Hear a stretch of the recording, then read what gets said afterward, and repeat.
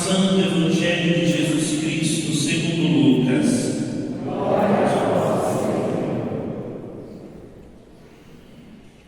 Quando se completaram os dias para a purificação da mãe e do filho, conforme a lei de Moisés, Maria e José levaram Jesus a Jerusalém, a fim de apresentá-lo ao Senhor. Depois de cumprirem tudo conforme a lei do Senhor, voltaram a Galiléia para Nazaré, sua cidade. O menino crescia e tornava-se forte, cheio de sabedoria, e a graça de Deus estava com ele. Palavra da salvação. Glória a vós, Senhor. Senhor Jesus Cristo, Para sempre seja louvado. nós celebramos no último dia do ano, hoje, a festa da Sagrada Família. E eu penso que Deus é muito generoso conosco em nos ajudar, antes de começar um novo ano e de fato um novo tempo, nos levar a avaliar, não só avaliar, mas pararmos para rezar um pouco e perceber qual é a base que nós precisamos insistir e não desistir para que nós tenhamos uma vida saudável, uma vida coerente, uma vida em Deus, que é a família. Família é o lugar do relacionamento. A família é este lugar. E o relacionamento é a base de toda a formação. Certa vez no Evangelho, Jesus disse assim: olha, eu estou com o Pai está em mim, o Espírito é um conosco. A Trindade é esse relacionamento. E quando Deus deu a graça de Jesus nascer do ventre de Maria, na casa de José, no meio de uma família, foi para que ele pudesse, do seu relacionamento familiar, mostrar para nós de que é possível, no nosso ambiente, nos nossos relacionamentos, viver uma vida coerente, de acordo com a vida feliz.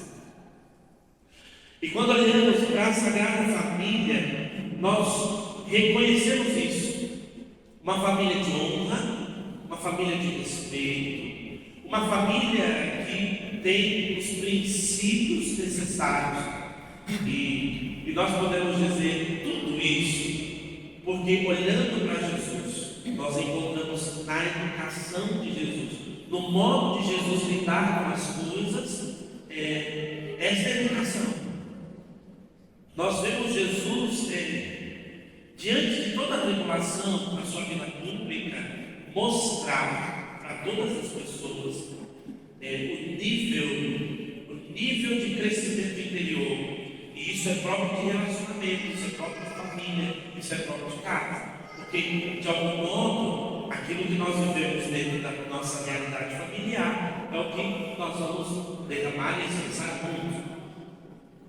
Eu lembro das afrontas ditas a Jesus, e Jesus cheio de um modo tão bonito, ele responde não à altura, mas tantas vezes ele responde do modo certo, acabando com todo tipo de situação que ela estava diante dele. Diante das perseguições, Jesus não se abala, mas aprende, aliás, lida muito bem com as perseguições. Diante das pessoas que são contrárias àquilo que ele pensa, ele também não ataca, mas ele lida bem, porque tudo isso é fruto daquilo que ele viveu na sua vida familiar. E é lógico que na vida pública ele vai derramar daquilo que ele viveu na sua casa, com seus pais, José e Maria. E é por isso que para nós hoje é extremamente importante celebrarmos nesse último dia de 2023 a festa da Sagrada Família. Por quê? Porque olhando para ela, olhando para as virtudes dessa família, nós podemos olhar para nós e traçar uma meta. para a partir de agora, se não temos algumas dessas virtudes, daqui a pouco nós vamos trazer quais são, colocar como meta de busca para o próximo tempo. Se nós vemos os nossos relacionamentos não tão saudáveis, então nós precisamos colocar como meta para o próximo tempo.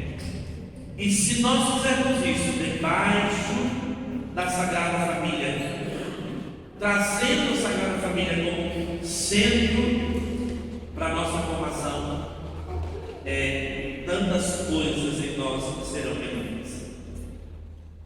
Olha que bonito o Evangelho de hoje. Então o menino crescia e tornava-se forte, cheio de sabedoria, e a graça de Deus estava com ele. A família, o ambiente familiar, é o lugar do crescimento, é o lugar onde nós precisamos receber a sabedoria, é o lugar onde nós precisamos receber a graça de Deus. Então, se a gente pudesse perceber assim, a Sagrada Família, ou a nossa família, deveria ser esse lugar quente, que fomenta ou que nos ajuda a crescer. É lógico, talvez, algumas vezes, isso não seja o costume, não seja o que nós fazemos, mas peçamos a Deus hoje a graça de deixar a família de Nazaré assumir a nossa formação particular. Bom, por que a família de Nazaré é a família sagrada? E nós olhamos a segunda leitura. Estela leu para nós, eu acredito que você prestou bem atenção. Olha o que dizia a segunda leitura. Revestivos de sincera misericórdia, bondade, humildade, mansidão, paciência, suportando-vos uns aos outros e perdoando-vos mutuamente. Depois diz, que a paz reine em nossos corações. Olha que forte tudo isso. A família sagrada, é divina, é orientação para nós, é exemplo para nós, porque nós encontramos nele este lugar de misericórdia, de bondade, de humildade, de mansidão, de suporte e também de perdão. E quando nós não temos ou não tivemos uma formação que nos ajudou a viver isso, e que não nos ajuda a viver isso, nós precisamos pedir a ajuda de Deus, e Ele vai nos dar a sua família como nossa, para que eles nos ensinem, independente da nossa idade, que a partir de agora é possível um novo tempo. Olha que forte, né? Revestidos de sincera misericórdia. O que é a misericórdia? A misericórdia, segundo o livro de Provérbios, a misericórdia é a capacidade de colocar o outro no seu devido lugar. Há uma diferença entre misericórdia e compaixão. A compaixão, ela é sentimento que brota ao ver alguém sofrer. Compaixão, sofrer com alguém. Mas a misericórdia é aquela capacidade que nós recebemos de Deus, que nós recebemos na criação, de dar ao outro, devolver o outro ao seu devido lugar. Vou dar um exemplo. Quando dentro da nossa casa alguém faz algo errado, um ato de misericórdia é corrigir. Se eu não corrijo, então eu não estou sendo misericordioso. Porque talvez aquela pessoa está fazendo porque não sabe o certo. Então é um ato de misericórdia corrigir aqueles que estão errados. Mas se eu não corrijo, eu pego na misericórdia porque eu não dou o outro direito de poder mudar e ser bom. E isso pode gerar em mim orgulho e soberba, por me achar maior. Quem sabe se nossas casas nós nos formássemos na misericórdia, seria tanto quanto mais fácil a dimensão do perdão. Por quê? Porque o tempo todo a casa seria esse lugar de ensinar o filho até onde pode ir, o pai, a mãe conversarem sobre os limites, sobre o erro, para acertar, corrigir um ao outro, fosse esse lugar, esse ambiente não de julgamento, mas de correção fraterna. A misericórdia é algo extremamente necessário para a nossa casa hoje. E se talvez não sabemos lidar com isso, Peçamos a ajuda da Sagrada Família. Peçamos a ajuda de Jesus, Maria e José. Eles hão de ser para nós consoladores. Amém? Amém. E acho que não deu muito certo. Eu vou perguntar mais uma vez. Eu sei que quando se trata de família e a gente começa a dizer algumas coisas, a gente vai ficar mole, né? Mas coragem. Coragem. Amém? Amém. Melhor. Muito melhor. Se falta misericórdia, recomecemos. Aproveitemos o fim do ano para tomar como decisão ser misericórdia. Agora, uma das partes mais fortes desse texto da segunda leitura, aliás, são duas. A primeira é quando o texto diz: suportai-vos uns aos outros. A gente foi criado numa ideia de que suportar o outro é ter raiva do outro, mesmo assim engolir a seco. No popular. Mas quando a gente vai na etimologia da palavra suportar, ela quer dizer suporte. Ser suporte. Dentro do nosso ambiente familiar, deveria ser um lugar onde um dá suporte para o outro. Porque nós somos um povo, nós não somos um povo linear no que se diz respeito de nunca mudar. Nós o tempo inteiro estamos mudando. O tempo inteiro nós estamos passando por transformações. E o mais difícil quando estamos passando por transformações físicas ou interiores é a falta de suporte. Porque parece que as pessoas que estão perto de nós, o tempo todo estão exigindo, reclamando, e passar por esse tempo de transformação sem o suporte familiar é algo extremamente exigente. Dar suporte. Eu acho fenomenal a história de Jesus. Aqueles que gostam de ler a palavra de Deus vão perceber que os evangelhos, eles narram a vida pública de Jesus. Então, a partir dos seus 30 anos para frente, são 30 anos sem, a não ser os apócrifos, sem falar sobre a vida oculta de Jesus. Porque talvez esses 30 anos foi um tempo, talvez não, mas foi um tempo em que ele foi suportado pela sua família, para no tempo certo ele poder viver o seu chamado e assumir a cruz. Nunca abrace as coisas sem estar agradecido para isso. O que leva muitas vezes a nossa vida à ruína é a falta de amadurecimento enfermado. Às vezes a gente, e sobretudo nesse tempo, a gente está correndo para dar conta das coisas.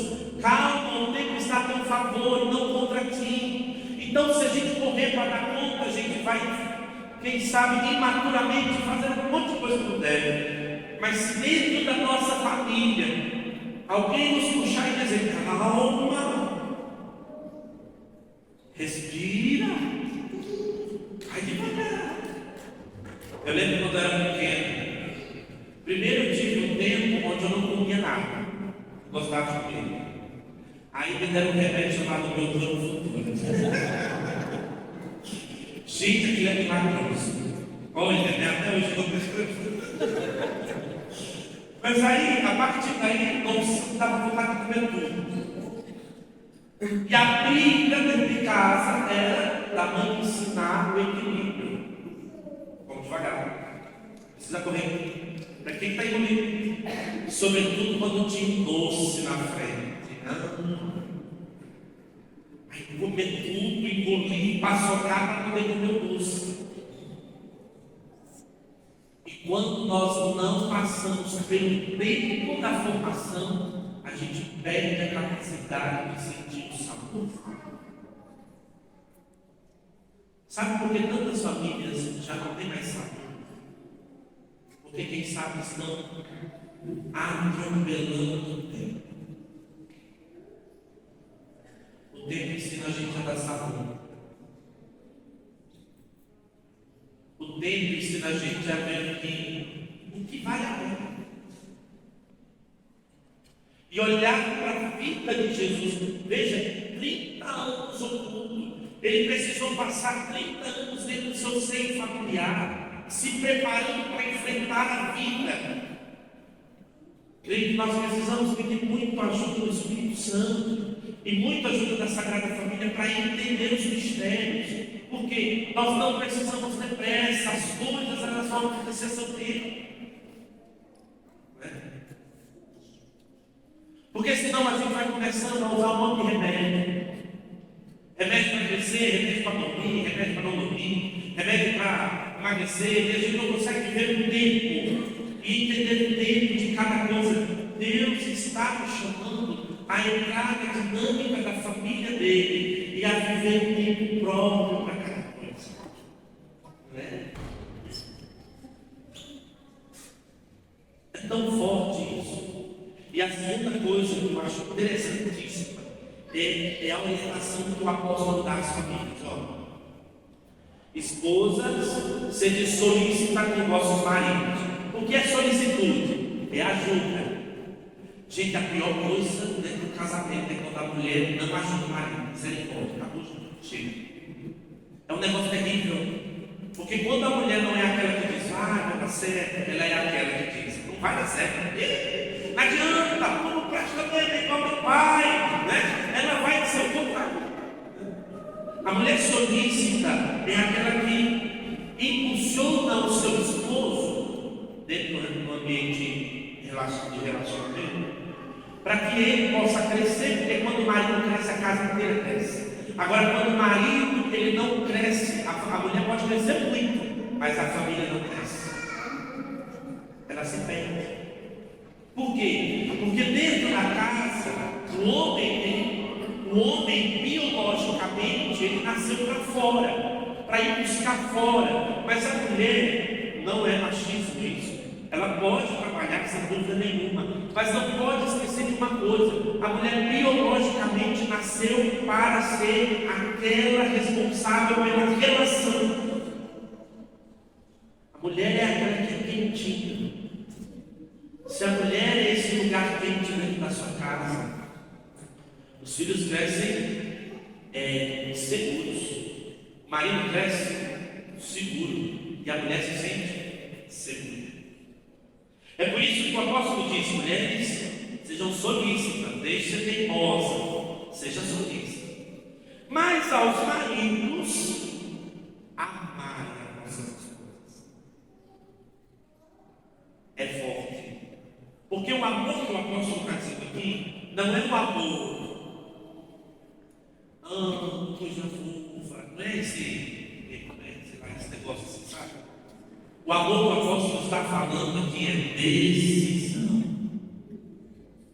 Quando o homem se decide por uma família, por uma mulher, por sua família, aquela família, ela é pintada de todas as realidades. Mas quando o homem não sabe nem o que ele quer, a sua família sofre as dores. Maridos, amai vossas esposas e tenham uma continuidade. E não sejam grosseiros com elas. Não sejam grosseiros. Às vezes eu converso com alguns homens e reclamar do relacionamento, e a primeira coisa que eu digo assim, pergunto é: você está sendo grosseiro com a mulher? Sim. Não esquece. Se você for grosseiro com ela, você não vai receber nada. O feijão vai queimar, é lógico. A comida vai perder o tempero. As coisas vão ser batidas dentro de casa. Porque a grosseria só traz grosseria. Mas não termina por aí. Pais, não intimideis os vossos filhos, para que eles não desanimem. O pai e a mãe é aquele que tem a capacidade de ver as dificuldades do filho, mas não dizer ao filho que ele não vai conseguir, mas vai ajudar o filho a perceber que ele pode ir além das dificuldades dele. Como é que a gente vai conseguir viver isso no mundo de hoje, onde o que nós aprendemos o tempo todo é que a gente precisa se agalfinhar, brigar, discutir, achar quem é o maior dentro de casa? Agora com o feminismo, a mulher tem mais poder que o homem, e o homem não pode, porque agora não sei o que mais, não, porque agora é é a criança que tem direito, encosta na criança, que a criança agora é o dono da casa. Como viver no mundo de hoje? Olhemos para Nazaré, olhemos para a família de Nazaré e deixemos que Maria e José nos ensine o valor da vida virtuosa, de uma vida onde a gente luta para ser bom para o outro.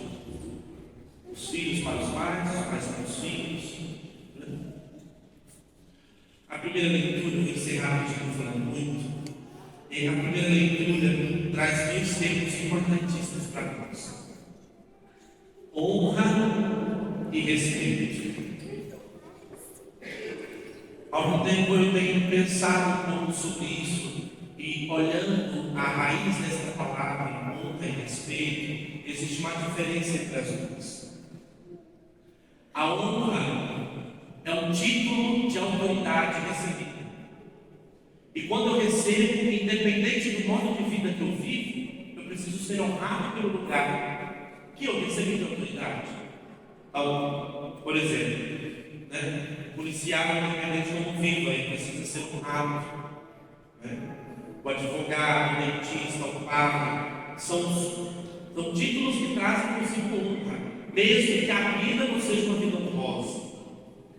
Mas para quem convive com essas autoridades, precisam dar a honra a quem tem direito. Agora, o respeito é uma conquista emocional. O respeito é uma resposta, porque eu vejo aquele e aquela que me disse algo, tentando viver o que me disse, então eu respeito. Como dizia meu avô, eu tenho chapéu, porque aquela pessoa vive o que está dizendo. Então há respeito. Eu acho que talvez dentro da nossa casa a gente precisa de novo aprender o valor da honra. Pai tem que ser honrado. Esposa precisa ser honrado. Não se misturem com vossos filhos. Certa vez eu ouvi de uma pessoa muito importante na minha vida, depois de brincar assim algumas coisas, e aí saiu essa frase e a pessoa me corrigiu. A frase é essa: estamos juntos e misturados. Ela disse: opa, estamos juntos, mas misturados. Cada um precisa assumir o seu lugar. Senão, nós não vamos conseguir manter firme. Se a coluna deixar de ser coluna, tudo cai. Se eu pôr o teto no chão, vai chover, vai cair água. É preciso que a honra nos ensine a colocar cada coisa no devido lugar. O filho precisa honrar os pais precisam honrar o filho. Os pais precisam entender o seu lugar de honra. Então, não pode haver uma confusão de papéis. Cada um precisa assumir o seu lugar. E também aprender o valor do respeito. A maioria de nós aqui, se não todo mundo, mas acho que a maioria, passou por aquele momento que a gente olha para os nossos heróis na vida e diz: mentindo para mim. A gente se decepciona. E quando a gente se decepciona, a maior dificuldade é entender que eu preciso respeitar, porque a história do outro é do outro, e a minha é minha. Quando nós deixamos a Sagrada Família assumir a nossa casa, a nossa vida, nós vamos aprendendo devagar o nosso lugar. O Padre Zezinho, uma vez, compôs uma canção e ela dizia assim: onde todos são coroinho por todos, onde a paz criou raízes e floriu, o lar assim feliz. Seja o sonho das famílias do Brasil. Ele diz assim: lá dos pais ainda se amam, e os filhos ainda vivem como irmãos. E venha quem vier me encontrar comigo, e todos têm direito ao mesmo pão. Onde todos são coroinho por todos, onde a paz criou raízes e floriu, lá assim feliz. Seja o sonho das famílias do Brasil. Da honra que Deus, porque Porque família é um lugar difícil. Mas é um lugar onde Deus habita. A instituição familiar não morreu. Deus habita na tua casa. Deus habita na tua família.